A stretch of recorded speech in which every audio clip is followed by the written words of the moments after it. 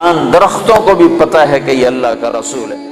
آپ سوئے ہوئے تھے، تبوک کے سفر سے واپسی پر آپ سوئے ہوئے تھے، تو کنارے پر ایک درخت تھا کیکر کا، وہ تیزی سے زمین کو چیرتا ہوا آگے آیا، زمین کو چیرتا ہوا، ایسے ہے جیسے انسان چلتے ہیں، چلتا چلتا چلتا چلتا چلتا اللہ کے محبوب کے سر پر آ کر کھڑا ہو گیا، اور ایسے اوپر کھڑا ہوا۔ تھوڑی دیر وہ درخت کھڑا رہا، پھر وہاں سے واپس ہوا اور چلتا چلتا چلتا چلتا اپنی جگہ پہ جا کے فکس ہو گیا۔ جب آپ کی آنکھ کھلی تو حضرت انس نے عرض کی، یا رسول اللہ، وہ جو درخت ہے وہ اس طرح آیا، آپ کے سر پر کھڑا ہوا اور پھر واپس چلا گیا، یہ کیا چکر ہے؟ تو آپ نے درخت کو یوں دیکھا تو آپ نے فرمایا، یہ درخت مجھ سے دور تھا، یہ میرا دیدار کرنا چاہتا تھا، تو اس نے اللہ سے درخواست کی، یا اللہ تیرے نبی کا دیدار کرنا چاہتا ہوں، تو اللہ نے اس کو اجازت دی، تو وہ وہاں سے چلا اور آیا اور میرا دیدار کر کے واپس گیا۔ یہ میرے نبی کی نبوت ہے۔ بے جان چیزوں پر سردی کے موسم میں آپ نکلے، سردی کا موسم، کھجوریں گرمیوں میں ہوتی ہیں، سردی میں کھجور نہیں ہوتی۔ کچھ صحابہ بھوک بیٹھے ہوئے تھے، آپ نے فرمایا کیوں بیٹھے ہو؟ کہا جی بھوک لگی ہے۔ آپ نے فرمایا مجھے بھی بھوک لگی ہے۔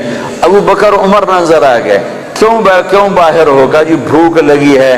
آپ نے کہا مجھے بھی بھوک لگی ہے۔ تو اب کافی سارے اکٹھے ہو گئے جن کو بھوک لگی تھی، تو آپ نے حضرت علی سے فرمایا، علی یہ سامنے کھجور کا درخت ہے، اس کے پاس جاؤ اور اس سے کہو تمہیں اللہ کا رسول حکم دیتا ہے ہمیں تازہ کھجوریں پیش کی جائیں۔ ہائے ہائے، جس کی درخت مانے اس کی ہم نے نہ مانی۔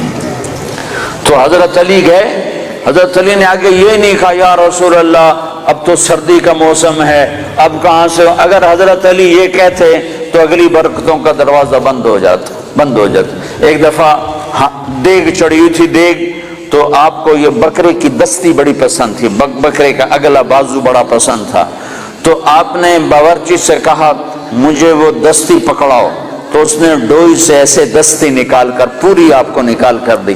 آپ نے ایسے دونوں ہاتھوں سے پکڑا اس کو اور اس کو نوچ نوچ کے کھانا شروع کیا اور ساری کھا کر پھینک دی۔ پھر آپ نے فرمایا دستی پکڑاؤ، تو اس نے دوسرے نکالی اور آپ کو پیش کی۔ آپ نے یہاں سے یوں پکڑا اور اس کو نوچ نوچ کے کھایا اور اس کو پھینک دیا۔ پھر آپ نے فرمایا دستی پکڑاؤ، تو وہ کہنے لگے باورچی یا رسول اللہ بکرے کی دو ہی ہوتی ہیں۔ تو آپ نے کہا تیرا بھلا ہو جائے، اگر تو میرے کہنے پہ ہاتھ ڈال دیتا تو جب تک میں کہتا رہتا اللہ مجھے نکال کے کھلاتا رہتا، تیری نا نے برکتوں کا در بند کر دیا۔